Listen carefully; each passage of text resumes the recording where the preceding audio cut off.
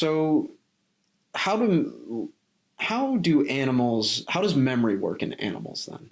How's that a thing? I feel like it depends on the species, because I remember on Mythbusters there was an episode. It doesn't really have to do with memory. It's more of attention span, which I guess kind of maybe goes hand in hand. But they said a goldfish has an attention span of like 2 seconds. I'm pretty sure. So he's just in the tank there, and he's just every 3 seconds he's like, ah! Okay. Ah! Okay. Oh my god. A constant state of, where am I?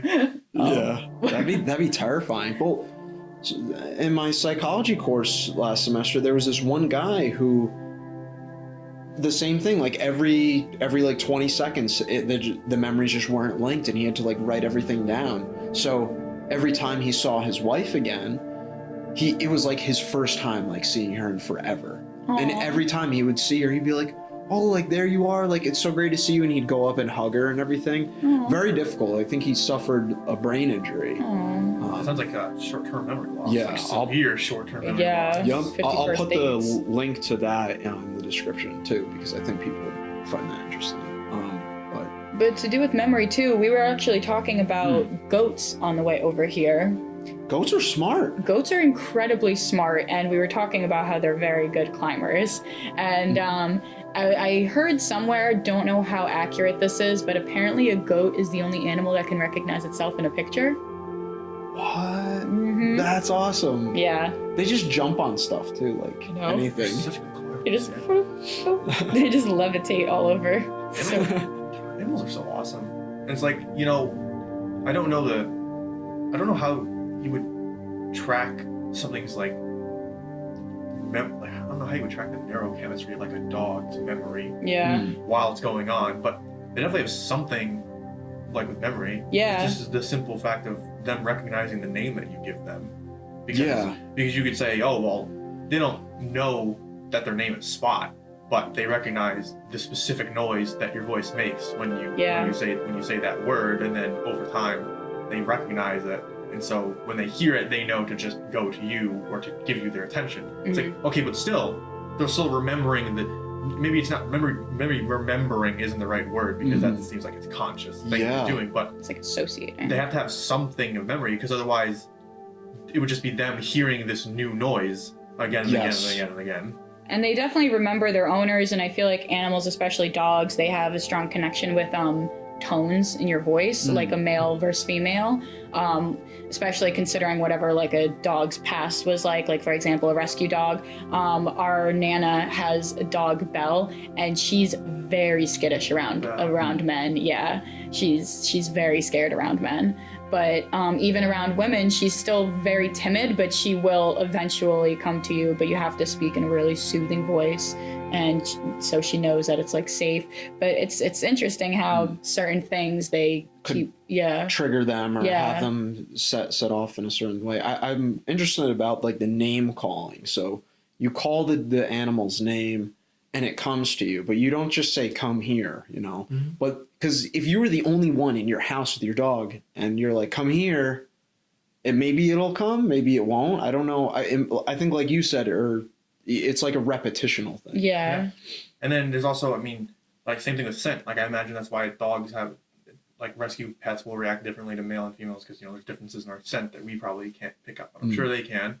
And it's a similar thing where like, you tell your kids, or when you meet a dog for the first time, you hold out your hand, you let it sniff your hand, you let it get your scent. Yep. And then it's weird because, maybe if you see that dog once every few months, you have to do that consistently. But if you live with the dog, you see a dog a lot, or it's your friend's dog or something like that, you only have to do that one time. Yeah. He might sniff you if he smells something on you, or an animal on you, or you got food or something like that. That's so interesting too. He's not gonna have to do that whole thing. It's almost like they have like a scent directory in their head. But really, because and that goes back to you talking about the pets recognizing their owners. It's not just the voice, because it's got to be appearance too. Yeah. We know that because we've, if you ever have a dog and you put on a costume where your face is covered, and then you walk very back upset. They're like, what the hell? Who the f are you? And I think the reason for that is that these animals, they lack consciousness, and they're more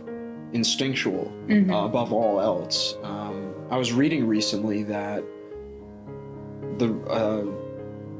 part of the definition of consciousness is the ability to recognize like your weaknesses and what might kill you. And animals to this day, I don't think can recognize that. I mean, obviously, if they're out and about, they understand like predatorial type stuff, but they don't know. I guess I'm trying to explain it, like what their weaknesses are, and they don't know how to protect from their weaknesses. Is really what it entails. Yeah. I think it's super interesting. Did you know there's actually a breed? I think it's Jack Russell Terriers. You know what I'm gonna say? I think I know where.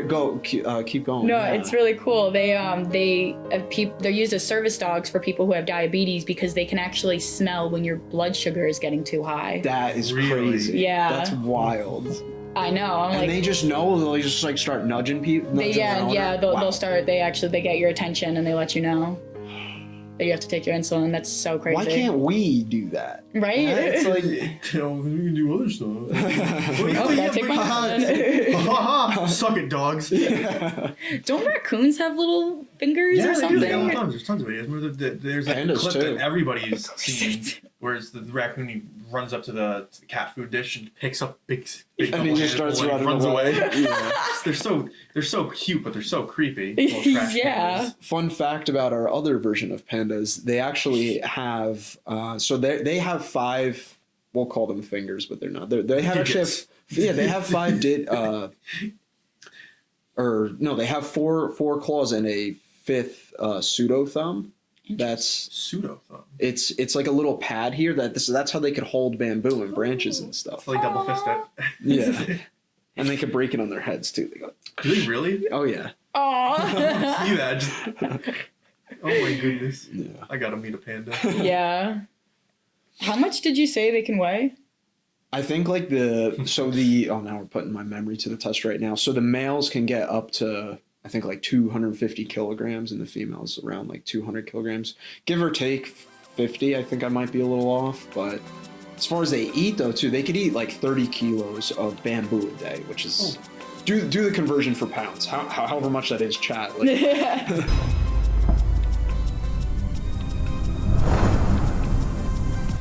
Hey, thanks for watching our video. If you enjoyed, please like and subscribe for more content. If you also want to keep supporting us, follow us on Facebook, Patreon, Instagram, and Snapchat.